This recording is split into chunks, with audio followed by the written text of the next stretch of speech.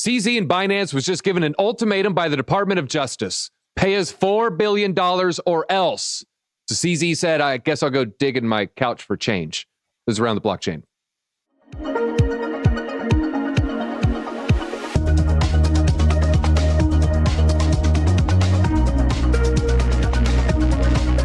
Thank you for joining, everybody. Make sure you go ahead and hit that like button. And if you like my CZ impression, here's my CZ impression.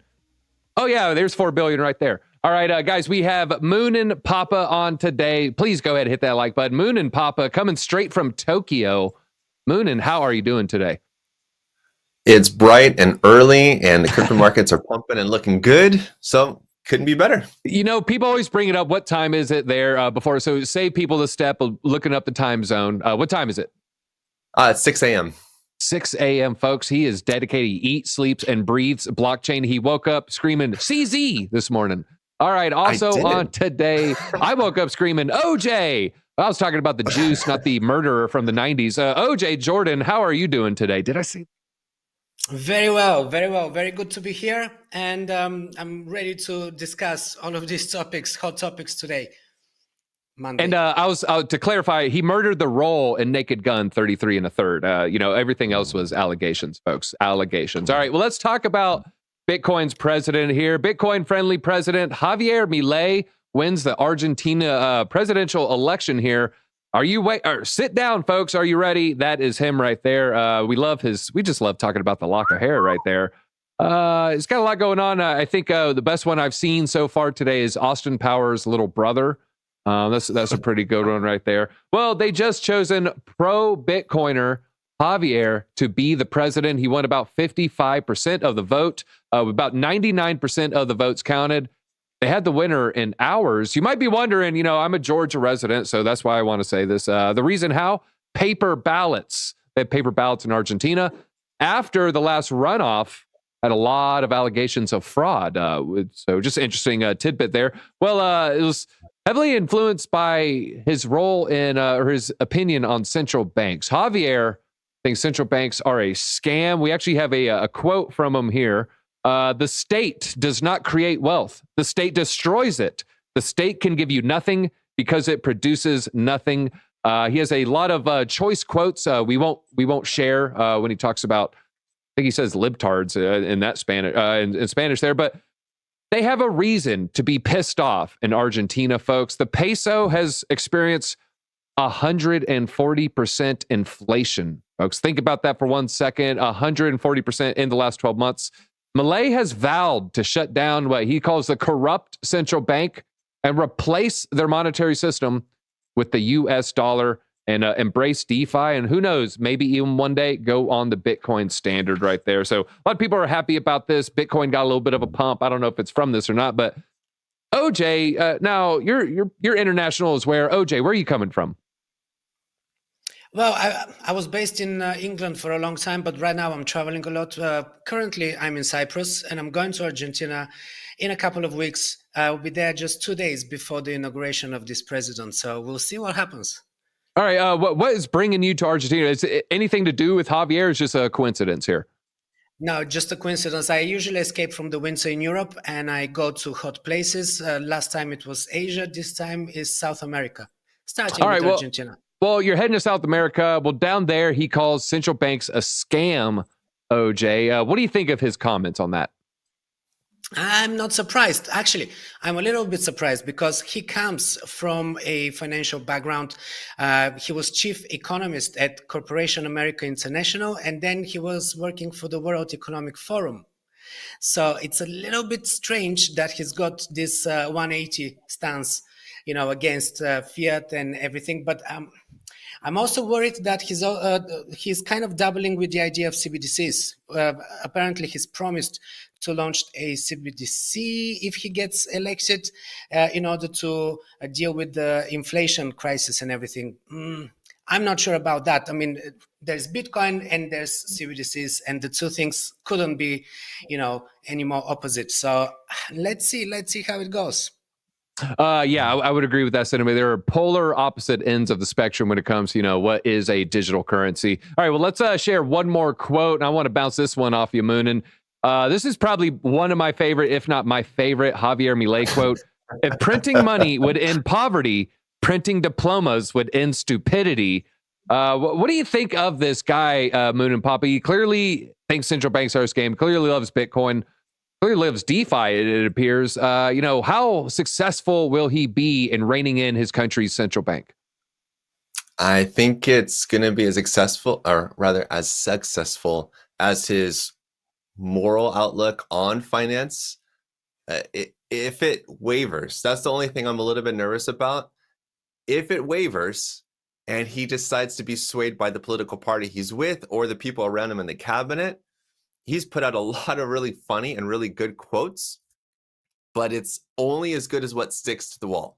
He could say whatever he wants, just like any other politician has ever said in the history of man. They always say what tickles the ears, whatever people want to hear. So he is the polar opposite of his opponent, which is a smart move. But is he actually going to stick to what he says? That's what I'm waiting to see. It's interesting, too, that someone that's so pro-Bitcoin and he understands sound money, he understands how it works, but he hasn't talked about making it legal tender, as far as I know. So that to me is also like, wait, hold on. So you're pro-Bitcoin and you didn't like CBDCs, but now apparently you like CBDCs. So which is it? And which DeFi do you like as well? It's like he's using a lot of really nice buzzwords, but without any action behind it. It's just going to be empty words, as funny as the catchphrases are. Yeah, and it seems like the media hit pieces are coming out left and right. I was looking for, I might try to find an article where just the language that they're choosing, voters enraged, opponent concedes, just kind of, sow the plant like, oh, he didn't win by a victory, the other person quit. Also the imagery with the vice president, how they're diminishing her role, she's always far back, so just from the photos to the headlines to the substance of the articles, there's a lot of unfavorable slants being taken here. Now, OJ, one more thing here. I want to ask you, since you're traveling around, you've seen, various countries use various forms of cryptocurrency. There's some places everyone loves Litecoin for whatever reason. Some places might be Bitcoin Cash is taking over a village. Over there, they're just using BNB or something. Well, a lot of people are saying, I have a prediction that this is the second domino of the domino effect. First domino being El Salvador recognizing Bitcoin as legal tender. Would you consider this a second domino, or are we looking too much into it, wanting to be there, wanting a second domino? It's a little bit of that. We are really desperate for a second domino. I personally feel that with Bitcoin, it will be more difficult, in fact, to get adopted rather than some of those other currencies, because with Litecoin, Bitcoin Cash, whatever it is, it's kind of easier to spend these because they're not really that valuable. I feel that Bitcoin has already established everyone who goes into crypto, they first learn about Bitcoin. They might feel that it's too expensive and try to go for something like Litecoin or Bitcoin Cash back in the day, whatever else, Ripple, Dogecoin, because they feel, these are really cheap so they can still grow. That's the mentality, not that it's necessarily how it's going to happen. But I feel that it's going to be difficult for Bitcoin to be established as a currency to spend. People don't want to spend it. People want to hold it. It's just too good to spend it, right? And people believe in it. They know that it's going up. And it preserves its value. In a bear market, we just came out of a long bear market. In a bear market, Bitcoin drops by 70, 80%. Everything else drops by 90, 99%, right? So it is too good to be spendable yet. And El Salvador, commendable what they did. I'm not sure whether we are ready to see any more countries replicate that. Argentina, certainly not. I don't feel that Argentina is going to go that direction. It's just too big of a country. You've got too many people that you are responsible for, and going for a currency that is as volatile as Bitcoin to be, the standard, I don't see it happening. All right. Well, you bring up a good point, Moonin Papa. I want to, ask your opinion on this. He brings up a good point. Bitcoin is too good to be spent. If I have $1 in a bank account, hey, I don't mind buying that pack of gum. But if I have Bitcoin in my bank account, gum just seems like the dumbest investment ever. Is Bitcoin actually bad for an economy? Because if every citizen saves every dollar and aren't just happy little consumers, the economy goes down the drain. Can Bitcoin actually hurt economies because people would rather just hodl rather than be a Black Friday consumer? Yeah, that's a really good point that OJ brings up. I think it's more along the lines of if Bitcoin was used in lieu of fiat currency as a savings instrument to replace like 401ks, IRAs, all those kinds of things to have longevity and have safety for the long term. Yes, it's volatile, but it's way safer and way more profitable. I mean, I just saw uh, a post about all these different assets, how they perform this year, and Bitcoin is Bitcoin's up 130%, 160% this year alone. Like, it's crazy. So while it is volatile, I think that it's way more dependable than anything else, which OJ mentioned that, yes, that means it's going to be less likely something that you'd use to spend. It's more something you'd accumulate, but that doesn't take away from the demand that there is for Bitcoin, in my opinion. So while I would have second thoughts about wanting to spend it, eventually we're going to have to spend or sell BTC if we're trading, which is what I do. I mean, Yeah. But yeah, it's hard. I understand what he's saying. No, you make sense. We'll get to that point. After 4 years, the bloom's off the rose. You're not looking at Bitcoin as, oh, my magic orange thing that I keep secret and hold close to my chest like Gollum and the Precious. It's just money at that point. So you buy that pack of gum. All right. I agree with that. It's, you could argue both points, pretty well. I think, for hours. I think at the end of the day, it starts out, you probably don't want to spend it. You probably want to hodl it. Then after a while, like I said, the sheen is off the bowling ball there. All right, well, let's talk about Tether. Speaking of balls, Tether, look at this headline, folks. This isn't even a laughing matter. I shouldn't joke, but Tether freezes almost $250 million linked to human trafficking syndicate amid a DOJ investigation. This was part of the pig butchering scam.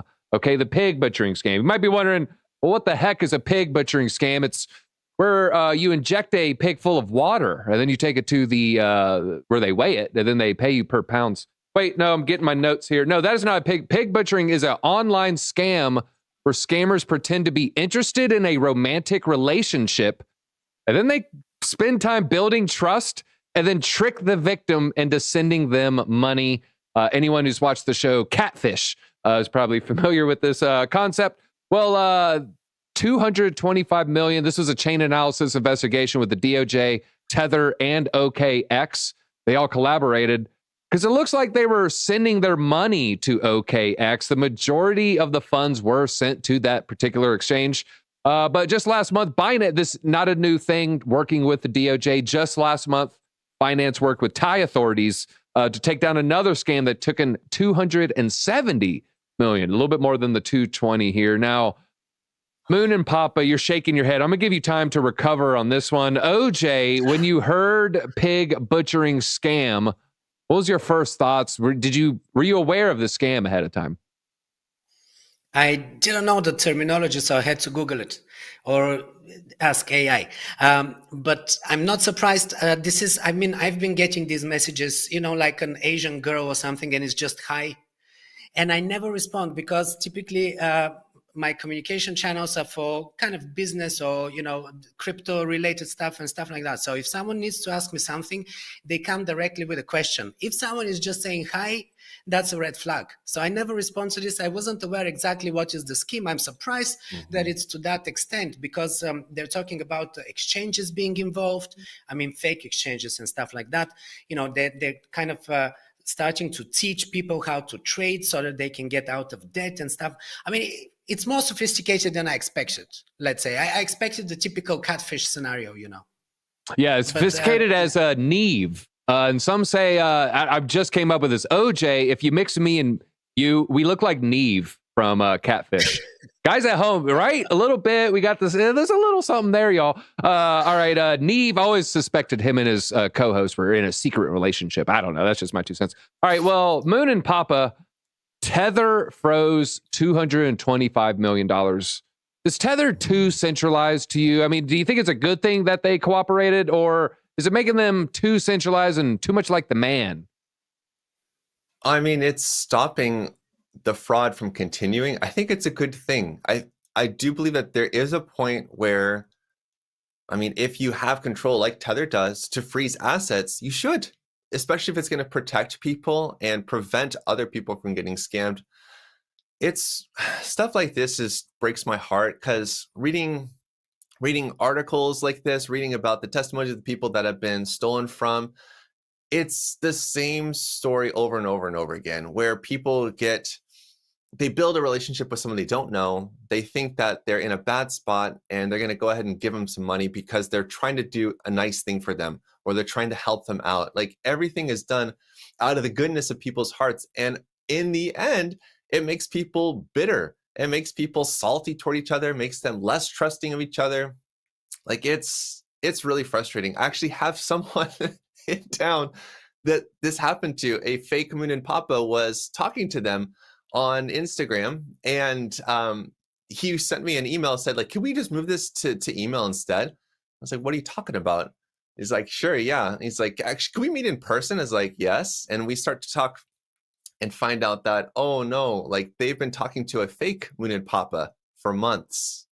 Always a good thing. Always a good thing. Yeah. They say, hey, remember those funds I sent you? Be like, no, that wasn't me. I'm sorry. People are saying there was a crypto episode of Catfish where it wasn't a cheater. It wasn't someone like, hey, I'm not 30 pounds heavier. It's someone's got crypto scammed in that episode. Man, I might have to look at that episode. We have a picture of our Attorney General Merrick Garland freezing a tether. That's a live actual look. That's Merrick Garland using powers like a Sith Lord. All right, well, let's move forward here. Let's talk a little CZ. Throwing up the 4 for $4 billion? What is going on? It looks like Binance in talks to pay more than $4 billion to end the U.S. criminal case. ZZ could still face charges. This is all breaking news. This is all from Bloomberg right now. There's a lot of rumors. There's rumors that they are going to accept the deal. But again, guys, these are all rumors at the moment. And not only that, it's unnamed sources. So you always got to be extra suspicious when it's unnamed sources. But some are saying, if it does happen, it's over the alleged money laundering, bank fraud, and the sanctions violations. And it could resolve that criminal investigation. Although purportedly it will not solve the CZ criminal investigations. Of course, this all could be part of negotiations. Give us $5 billion, or maybe they settle at $3 billion and CZ gets to walk away.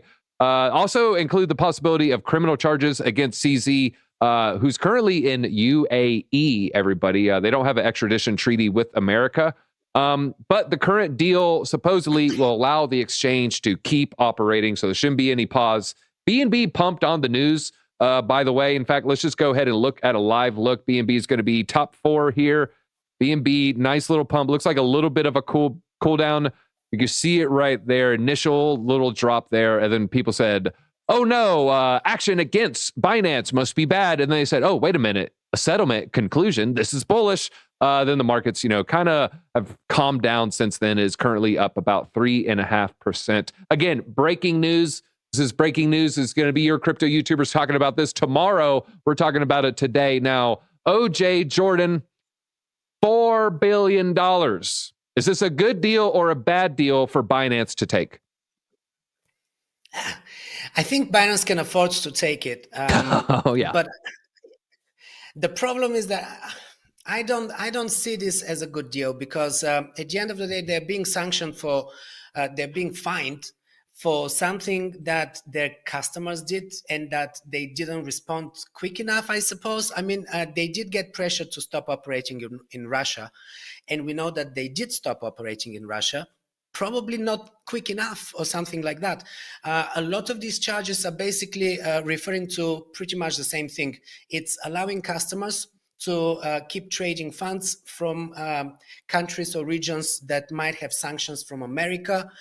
Binance is not an American exchange to begin with. They operate all over the world. We're talking cryptocurrencies, we're talking decentralization, we're talking the right of privacy, all of those things. And I feel that Binance was basically trying to just keep going the old way, but now they're heavily regulated.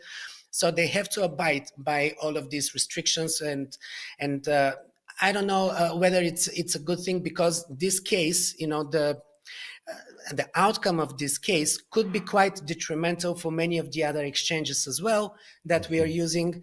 And it's just more and more regulation getting even more and more tight. And they're treating these platforms almost like traditional finance platforms, which they are not.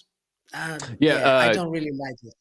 treating it like the early days. I'm sorry, no, treating it like the end days of Bernie Madoff, not the early days. Give us the early days. Not really, folks. All right, Moonin Papa, let's just throw up the photo here.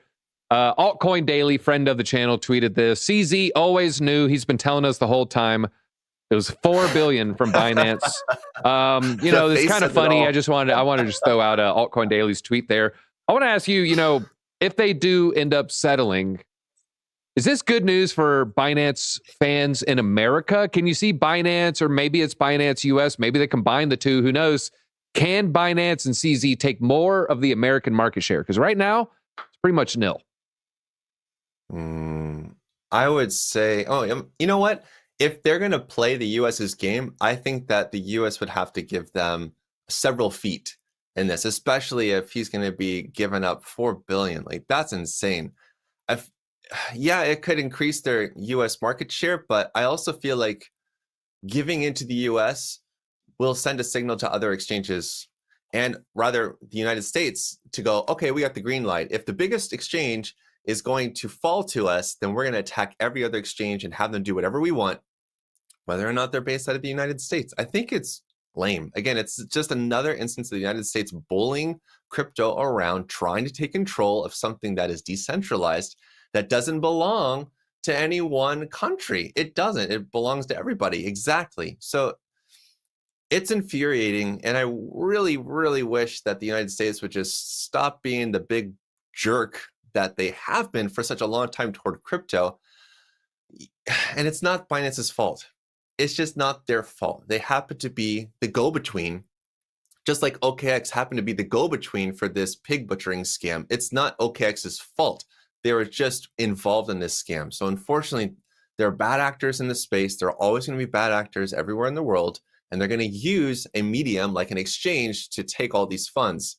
But unfortunately, it's the exchange that's getting the slap on the wrist from the government. Yeah, both of you guys brought up a good point. It's not that they didn't comply. They didn't comply fast enough. We have KYC requirements. You got to upload a photo of your license and get it all squared away. Then, they got to determine it and check it out. And they're probably like, all right, well, we need KYC. Okay, let us hire some people. Let's change the website. We'll set up. No, now.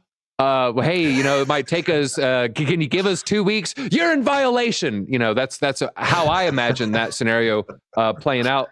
CZ's a gangster. Well, can we throw back to this photo of Dr. Evil? I remember watching this. This is mid-90s, folks. I remember hearing when he said $1 billion just as a child, how much money that was. It was this ridiculous amount of money that just wasn't real. I couldn't fathom. It's like a fake number that people don't, it isn't, just not quantifiable. And now we're sitting here finding him. Could you go back to the photo one more time now? They say he looks like a certain agent, Austin Powers. They say even, I think they're half brothers. Have you ever seen this person and this person in the same room at the same time, folks? I don't think you have. Is there a conspiracy afoot here? They look a little similar. You put that hair there. It's the same person, folks. That is the same person. So I couldn't help but notice that. US. All right, I'm going to go around. I'm going to ask you guys the same question in chat. Let us know in the comments. Just one sentence. I'll start with you, OJ. I'll end with Moonin. OJ, just sum up pretty quickly. What are your thoughts on the Binance FUD? I mean, it's been happening for quite a while. It's been happening for the whole year, right? It started with the FTX collapse last November. And since then, there have been many calls for Binance to collapse. I feel that Binance will persevere. It's all right, Binance. I mean, yes, they're going to be out of pocket by $4 billion now. And, not great. It is losing a lot of user base because of restrictions in countries, and there's a lot of countries that are attacking. UK, Thailand, on top of my head, America. I mean, quite a few. There's more that I can't think of right now, but it's still the biggest in liquidity volume. The choice of coins is also quite good. I mean, people are not that easy to switch to different exchange, especially if you're working with bigger amounts. You want something with high liquidity. Many of the other exchanges, they would have 2 or 3 pairs with high liquidity, and everything else is quite low. So no. $200 spikes it 10%. Yeah. Yeah, you got to be careful with that low liquidity. Yeah, Binance probably not going anywhere. Moonin Papa, what are your thoughts? We've been hearing Binance FUD for years. What's your take on Binance FUD? Early on, I was buying into the FUD, to be honest, but my tune has changed mainly because they just can't get rid of, like, the United States can't get rid of Binance. It's almost the same way, like, we're seeing less and less Tether FUD.